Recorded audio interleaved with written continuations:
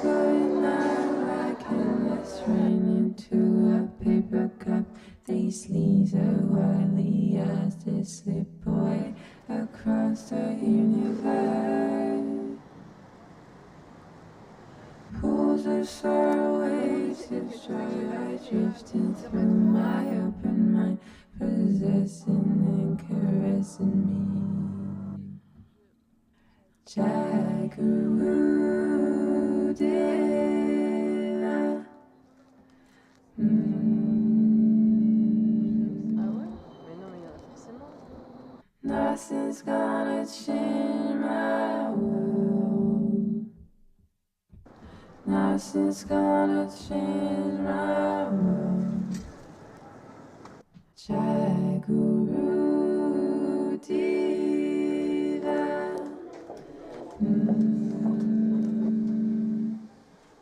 Nothing's gonna change my world.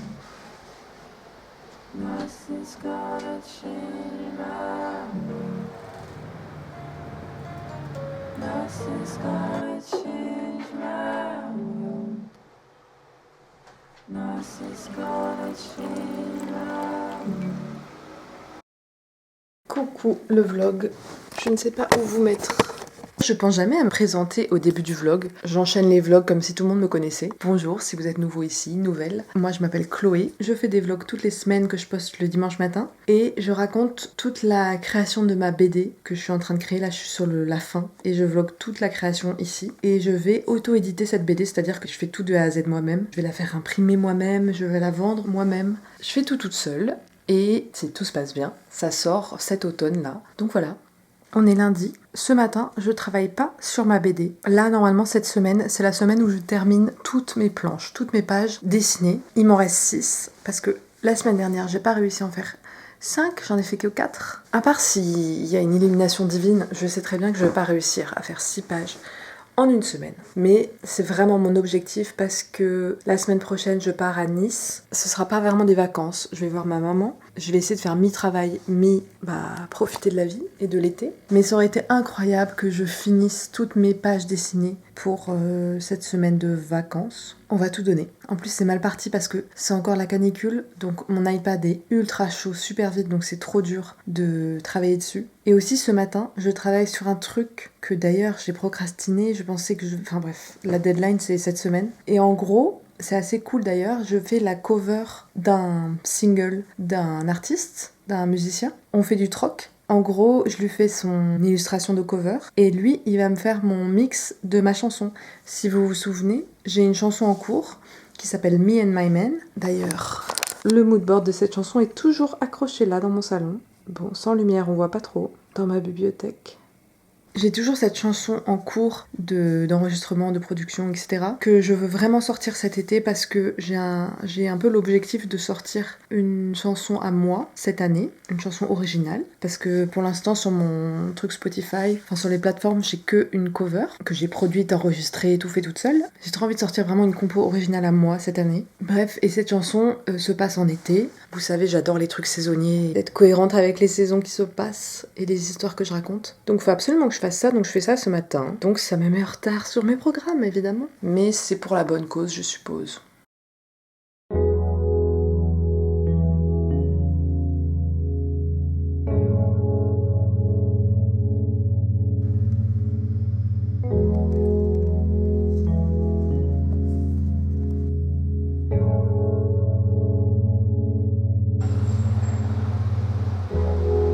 Je suis en train de regarder un live read with me de Morgan Long.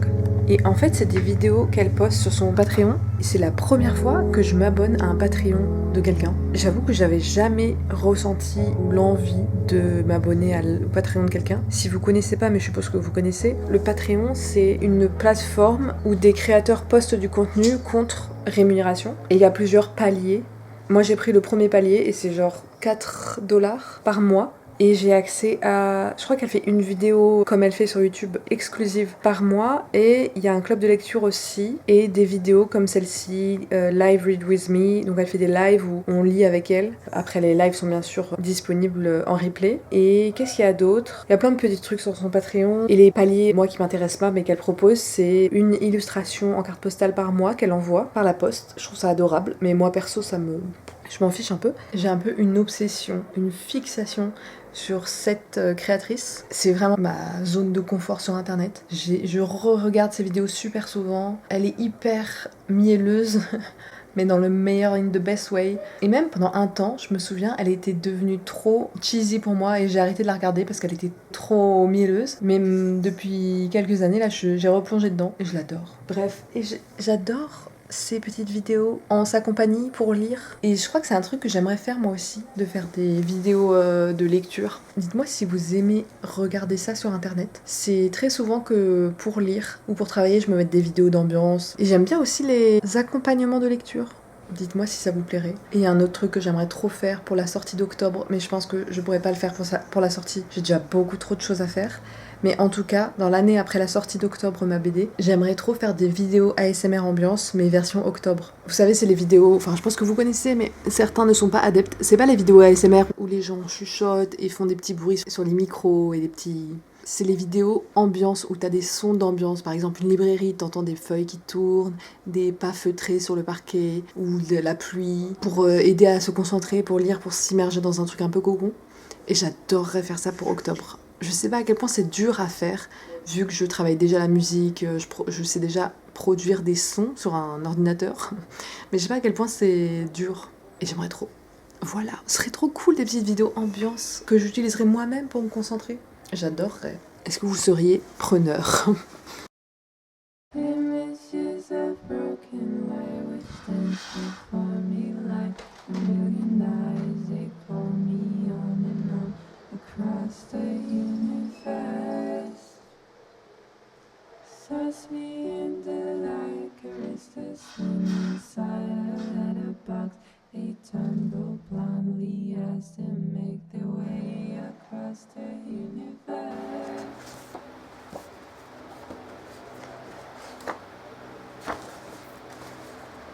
Je vais essayer de faire un frappuccino. Mais c'est tellement pas une bonne idée, il est bien trop tard. Vu que j'étais dans le noir toute la journée, je me rends pas compte du temps qui passe. Il est 19h44. Ce n'est pas raisonnable du tout. Est-ce qu'on peut faire un frappuccino chocolat? Je suppose que oui. Désolée, il y a le bruit du ventilateur à fond là. Mais je ne l'éteindrai pas. Non, non, non, non, non, non, non.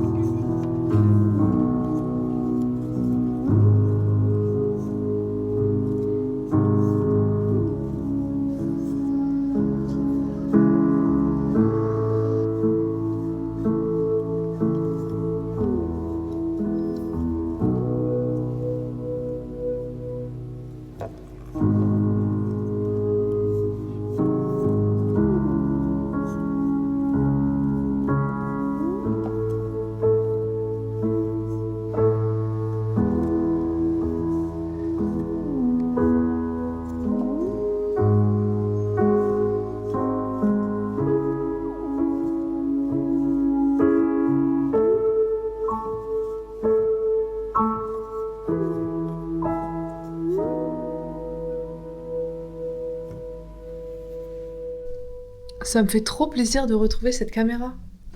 J'avais fait une petite pause d'elle et je la retrouve. Comme prévu, je suis en retard. On est jeudi. Je suis en train de faire... Il me reste... Je sais plus. Me parlez plus de mes planches. J'en peux plus.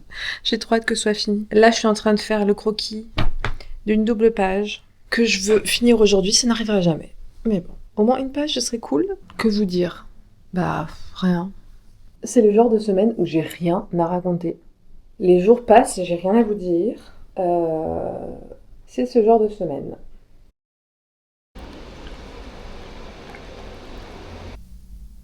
il fait enfin des températures raisonnables. Il fait 25 degrés. Et pourtant, pour vous parler, du coup, j'ai fermé toutes mes fenêtres et j'ai éteint mon ventilateur. Et j'avoue que sans ventilateur, c'est assez étouffant. Même s'il fait 25, je pense qu'en fait, l'appart, il a trop accumulé de chaleur et il fait encore très chaud. Donc, éventail. Alors, pour vous faire le topo, là, on est vendredi et j'ai super mal travaillé cette semaine. Sur les 6 pages, j'en ai fait que 2. Seulement 2. J'étais vraiment inspirée. Et je sais pas ce qui m'a pris hier soir à 22h. Je sais pas ce qui m'a pris, j'ai été inspirée. Je me suis mise à une page et j'en ai fini une. Donc, alléluia, je sais pas comment j'ai fait une page en 2 heures, mais soit. Donc il m'en reste plus que 4. Et j'avais tout un programme bien défini parce que sur les 4 pages qui me restent à dessiner, il y a une double page qui se passe dans un train. Et je m'étais dit, je vais faire les croquis en prévision de lundi. Comme ça, lundi dans le train pour Nice, je vais dessiner cette double page. Je trouvais ça cool de dessiner la page du train dans le train. J'aimerais bien réaliser cet objectif-là aussi, même si, tant pis, il m'en restera 2 encore à faire. Je tiens plus, j'ai rallumé le ventilateur. Cette semaine, je suis très peu inspirée, ni pour ma BD, ni pour le vlog. Je suis un peu... Et là, vous voyez ce genre de moment où il y a tout qui énerve. Je suis ultra irritable. Genre le son, dès qu'il y a un truc... J'essaie de filmer, dès qu'il y a une voiture qui passe ou un truc qui fait du bruit, ça me dérange. J'ai chaud. J'arrête pas de faire tomber des trucs. Quand j'ai voulu installer la caméra, j'ai tout fait tomber. Parce qu'évidemment, je fais tout sur une pile. Regardez, vous êtes posé là-dessus. Vous êtes posé sur cette petite pile. Donc faut pas que je m'étonne si je fais tout tomber. Vraiment là, je suis dans un mood exécrable. C'est les hormones, donc faut vivre avec. Mais je pense que je vais me faire un café glacé là. Ouais, je vais faire ça. Bon, petit update de Guerre épée. J'en suis à 30% de la lecture. J'ai vraiment retrouvé ce que j'avais adoré dans Anna Karénine. Je trouve que c'est une lecture super réconfortante. Si vous l'avez lu, j'aimerais bien avoir votre retour. Et il y a un truc qui est intéressant aussi, c'est que ça me questionne sur qu'est-ce que c'est de lire un livre. Est-ce qu'on a le droit de sauter des passages? Est-ce qu'on doit se forcer? Genre à quel point c'est bien de se forcer à lire quelque chose pour maintenir un certain niveau ou juste se nourrir et s'enrichir dans sa lecture, et à quel point il faut se laisser tranquille. Vous voyez, il y a quand même un équilibre à trouver. Et donc ça me questionne pour Tolstoï parce que, évidemment c'est dans le titre, Guerre épée, ça se passe en Russie au début du 19e, donc en 1800 quelque chose, et c'est les guerres napoléoniennes, et donc il y a les troupes russes qui essayent de défendre je ne sais quelle...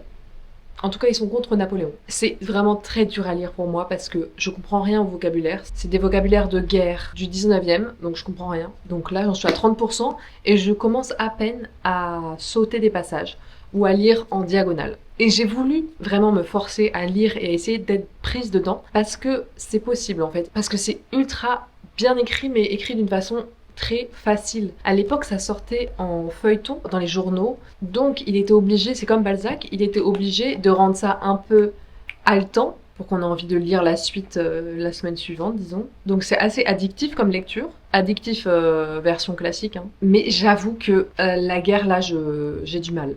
Et je me dis, peut-être ai-je le droit, sur 1000 pages, de sauter une 50aine de pages quand c'est vraiment too much. Mais c'est drôle que que ça me questionne autant. Mais si, ça m'intéresse comme questionnement quand même. Genre, à quel point on doit se forcer à lire un livre en entier. Parce que j'ai l'impression que Tolstoï, il y a un truc à comprendre derrière. Il parle tellement de sujets humains, genre purement humains, des émotions purement humaines. Et il y a aussi la question de expérience masculine versus expérience féminine. Parce que j'ai une tendance assez misandre dans mes choix de lecture. Je pense que 90% de ce que je lis est écrit par des femmes. Et c'est un choix conscient. J'ai envie de lire des femmes, j'ai pas envie de lire des hommes. C'est vraiment une take un peu misandre, enfin, clairement.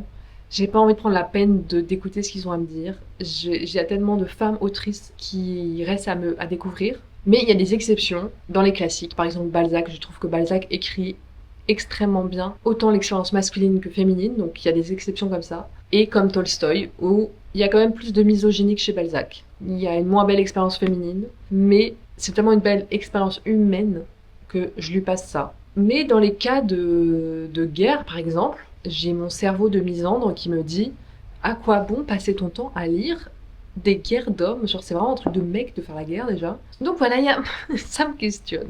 Ce sont des questionnements pas super graves, mais c'est mes questionnements de lectrice. Et à la fois, j'ai l'impression que Tolstoï, derrière, j'ai l'impression que c'est une bible de la vie. C'est vraiment bizarre comme lecture. J'ai l'impression qu'il a les réponses à la vie. Alors que ce n'est pas le cas, mais J'ai cette sensation-là. Quand je le lis, j'ai l'impression qu'il va m'apporter une clé que je n'avais pas avant. Et là, quand je vous parle de ce livre, on dirait que ça se passe que pendant la guerre, mais pas du tout. Et pour préciser un peu ce que je ressens pour les parties sur la guerre, c'est vraiment les scènes de guerre pure et dure. C'est vraiment les scènes de combat que j'ai vraiment du mal à lire, qui m'intéressent pas du tout et j'arrive pas à être dedans. Les scènes vraiment où ils se battent et où il explique genre le plan du combat et tel armes et machin, genre je comprends rien. Par contre, suivre les personnages et leur vie autour du combat, donc quand ils sont dans leur camp, juste leur vie de soldats, ça c'est cool parce que c'est des vies humaines. Mais c'est vraiment juste les scènes de combat, ça me... Et aussi, ce qui me dérange, c'est que les scènes à la guerre, eh ben, il y a aucune femme. Il y a 0 femme. Ils sont à la guerre, il y a aucune femme. D'ailleurs, je sais même plus où j'en suis. C'est l'heure de se dire au revoir. C'est déjà la fin de semaine, la fin du vlog. J'espère que vous êtes plus inspirés que moi cette semaine parce que... Et j'ai un truc que j'avais trop envie de faire avec vous. Parce qu'en fait, je crois que ça m'a inspirée par Morgane Long, j'arrête pas de parler d'elle. Je crois qu'elle avait demandé ça dans un de ses lives. Genre, elle aime bien poser des questions mimi pour se présenter ou pour se... Vous allez comprendre. Je kifferais trop que vous vous présentiez avec que des emojis. Si vous deviez choisir par exemple 5 emojis, j'aimerais bien le faire pour moi aussi. Lesquels ce seraient? J'ai trop envie de voir genre la diversité des petits emojis de chacun. Ce serait trop mignon. Moi, je suppose qu'il y aura un emoji café. Je vais vous les mettre là, mes petits emojis, quand j'aurai réfléchi. J'adore ce genre de questions. Vraiment, j'aime trop ce genre de petites questions. Genre, c'est comme j'adore les questions tu préfères. J'adore. Tu sais, poser des questions genre, si t'étais obligé de lire un livre tout de suite maintenant, tu te mettrais à lire quoi? À quelqu'un qui ne lit pas du tout. Donc, dites-moi vos 5 emojis pour vous présenter, ce serait adorable. Du coup, le vlog de la semaine prochaine se passera à Nice. Ça changera un peu. Je vous dis bye bye. À la semaine prochaine, dimanche 10h, comme d'hab. Et puis, si vous n'êtes pas abonné, abonnez-vous. Je le dis jamais, je ne dis jamais ça. Mais abonnez-vous. Come. On est bien ici, on est tout cosy. Mouah.